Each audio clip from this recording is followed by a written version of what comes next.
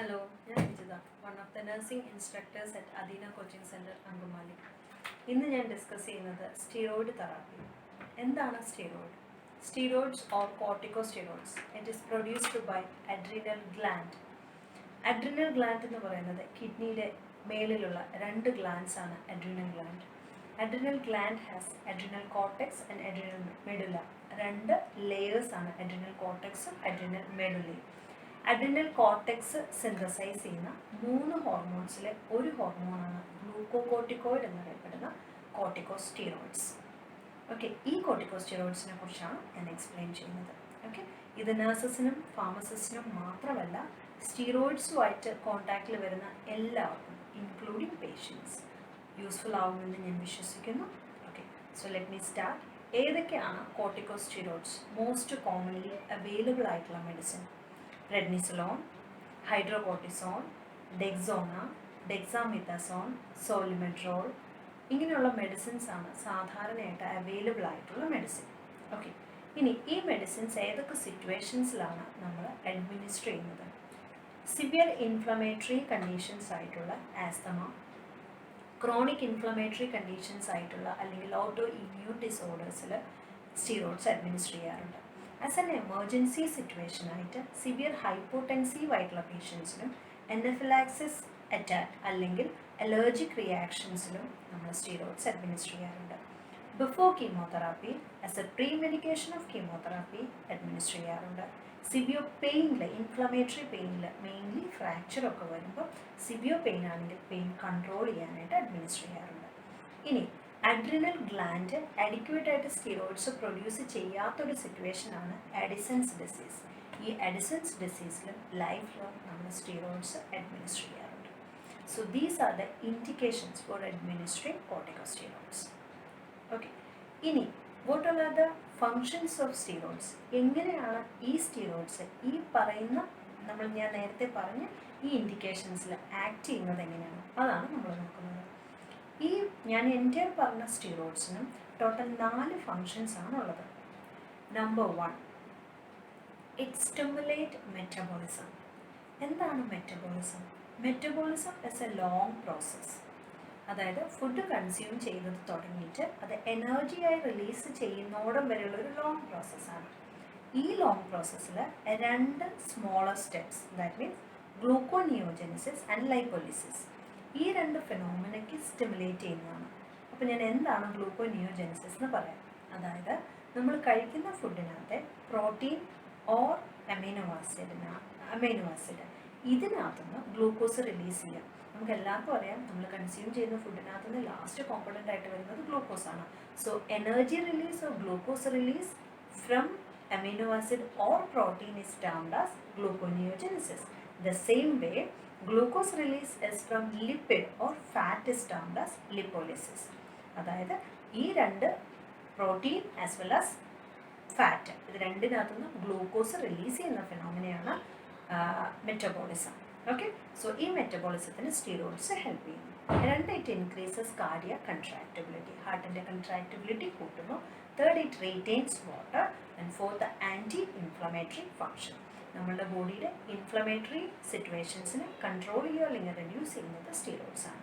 ഇതാണ് 4 main functions of steroids. ഇനി what are the side effects of steroids? ഈ medicine എടുക്കുന്നതുകൊണ്ട് എന്തൊക്കെ സൈഡ് എഫക്ട്സ് ഉണ്ടാകും? ഒന്ന്, ഹൈപ്പർഗ്ലൈസീമിയ ഉണ്ടാകും.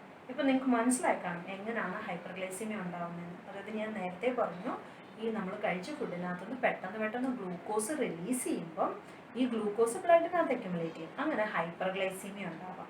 2, വെള്ളം റീറ്റെയിൻഡ് ആവുന്നതുകൊണ്ട് എഡിമാറ്റസ് ആയിരിക്കും. നമ്മൾ ശ്രദ്ധിച്ചിട്ടുണ്ടാകും, സ്റ്റീറോയിഡ്സ് എടുക്കുന്ന പേഷ്യൻസിനൊക്കെ ഒരു പഫിനെസ് ഉണ്ടാകും. സോ വെയിറ്റ് ഗെയിൻ ഉണ്ടാകും. അതായത് ഈ ഫ്ലൂയിഡ് റിട്ടൻഷൻ ഉള്ളതുകൊണ്ട് വെയിറ്റ് ഗെയിൻ ഉണ്ടാവാം. മൂഡ് സ്വിങ്സ് ഉണ്ടാവാം. ഹെർസ്യൂട്ടിസം ഉണ്ടാവും. ഹെർസ്യൂട്ടിസം എന്ന് പറയുന്നത് ഹെയർ ഗ്രോത്ത് ഉണ്ടാവുക ഫേസിൽ. ഹെർസ്യൂട്ടിസം ഉണ്ടാവാം. ഇതൊക്കെയാണ് കോമൺ ആയിട്ട് വരുന്ന സൈഡ് എഫക്റ്റ്. ഇനി മെയിൻ കോംപ്ലിക്കേറ്ററി സൈഡ് എഫക്റ്റ് ആണ് ഇൻഫെക്ഷൻസ്. അതായത് ലോങ് ടേം ഓഫ് സ്റ്റീറോയിഡ് അല്ലെങ്കിൽ large dose of steroid will reduce the bone marrow's function. Bone marrow ആണ് WBC പ്രൊഡ്യൂസ് ചെയ്യുന്നത്.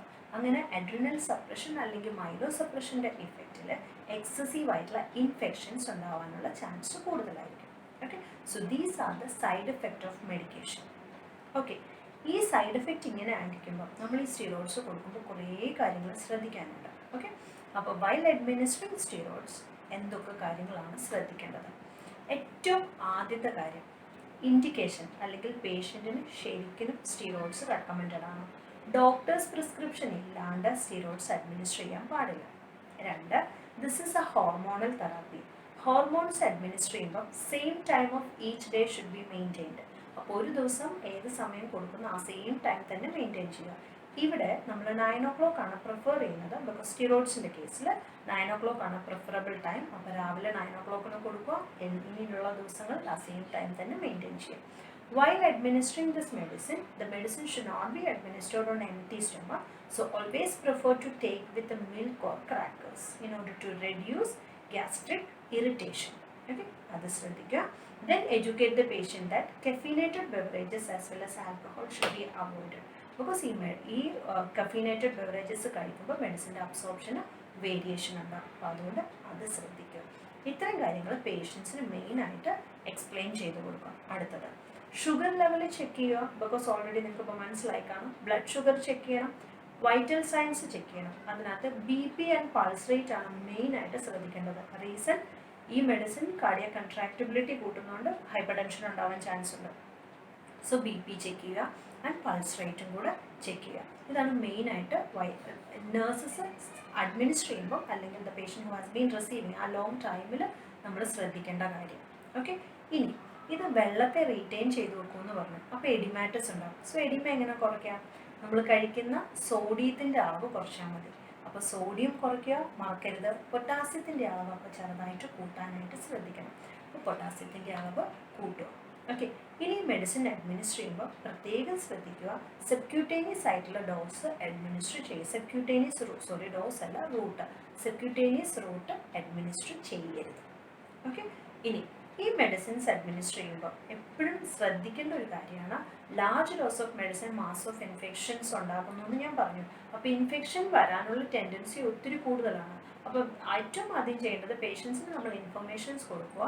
ഇൻഫെക്ഷൻ വരാണ്ടിരിക്കാനുള്ള എന്തൊക്കെ മെഷേഴ്സ് എടുക്കാം, അതായത് മാസ്ക് വെയർ ചെയ്യാം, ഓവർ ക്രൗഡിങ് അവോയ്ഡ് ചെയ്യാം, ഹാൻഡ് വാഷിംഗ് ഫെസിലിറ്റേറ്റ് ചെയ്യാം, ഇങ്ങനെയുള്ള കാര്യങ്ങൾ പ്രത്യേകം ശ്രദ്ധിക്കുക. Okay, and last and foremost important ആയിട്ടുള്ള തിങ്, മെഡിസിൻ നമ്മൾ സ്റ്റോപ്പ് ചെയ്യുമ്പോൾ should not stop the medicine abruptly. Always stop the medicine after tapering the dose. Medicines പയ്യെ ടേപ്പർ ചെയ്ത് ഡോസ് ടേപ്പർ ചെയ്തിട്ട് വേണം ഇത് കംപ്ലീറ്റ്ലി സ്റ്റോപ്പ് ചെയ്യാനായിട്ട്. ഇത്രയുമാണ് സ്റ്റീറോയിഡ്സിനെ കുറിച്ച് നിങ്ങൾ അഡ്മിനിസ്റ്റർ ചെയ്യുമ്പോൾ ശ്രദ്ധിക്കേണ്ടത്, അല്ലെങ്കിൽ സ്റ്റീറോയിഡ്സ് എടുക്കുന്ന പേഷ്യൻസ് ശ്രദ്ധിക്കേണ്ടത്. അപ്പോൾ പറഞ്ഞതൊക്കെ മനസ്സിലായി എന്ന് വിശ്വസിക്കുന്നു. നിങ്ങൾക്ക് എന്തെങ്കിലും ഡൗട്ട്സ് ഉണ്ടെങ്കിൽ കമൻറ്റ് ബോക്സിൽ നിങ്ങൾക്ക് കമൻറ്റ് ചെയ്യാം. And please don't forget to share. ഇനി പുതിയ ഇൻഫർമേഷൻസുമായിട്ട് ഇനിയും നിങ്ങളുടെ